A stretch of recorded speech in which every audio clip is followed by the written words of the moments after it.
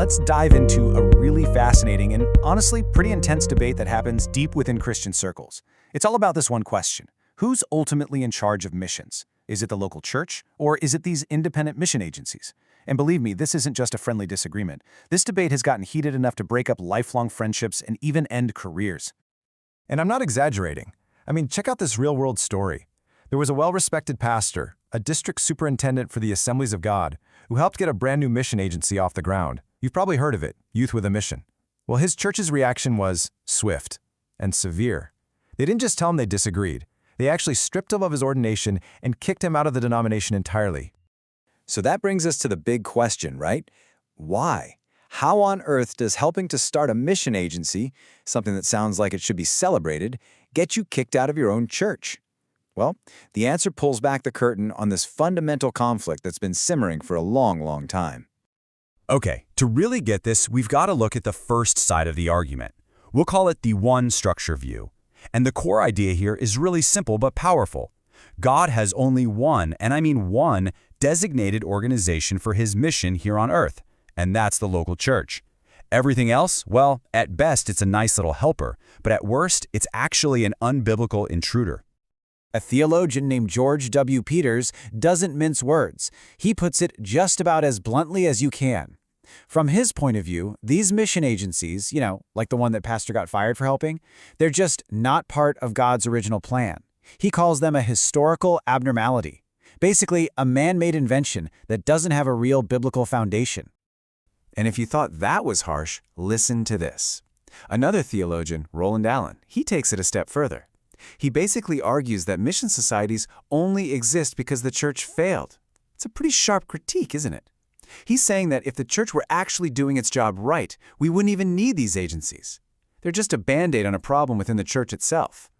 So let's just boil it all down. The absolute core belief of the one structure view is this. The local church, and only the local church, has the primary responsibility for world missions. Any independent agency is seen as, well, usurping that role, stealing a job that belongs to the church and the church alone. And that's the belief that got that pastor fired.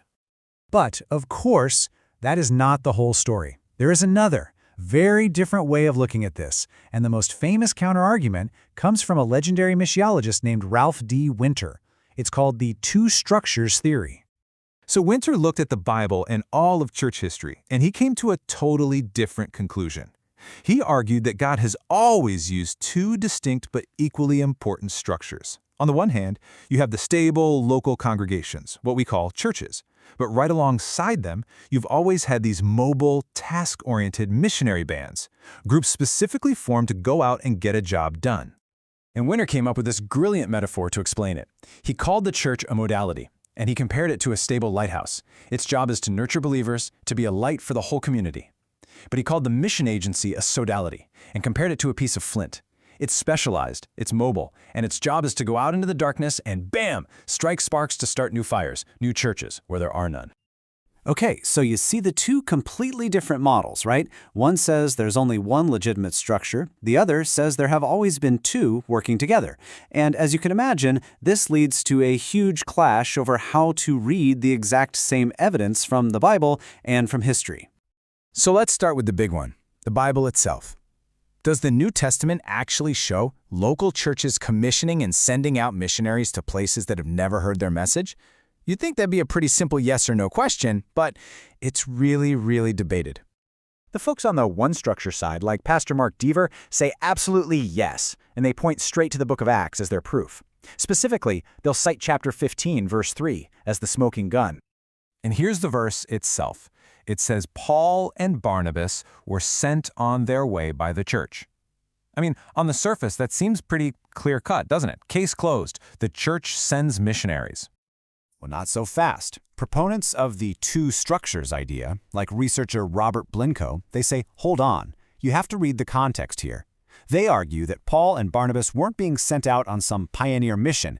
They were being sent as delegates to a church business meeting in Jerusalem to solve a debate.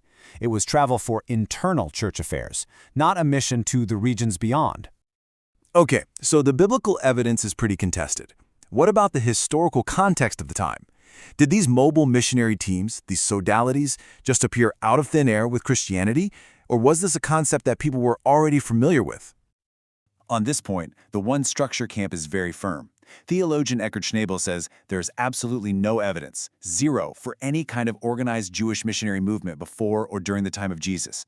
He goes so far as to call any claims that they existed sheer inventions.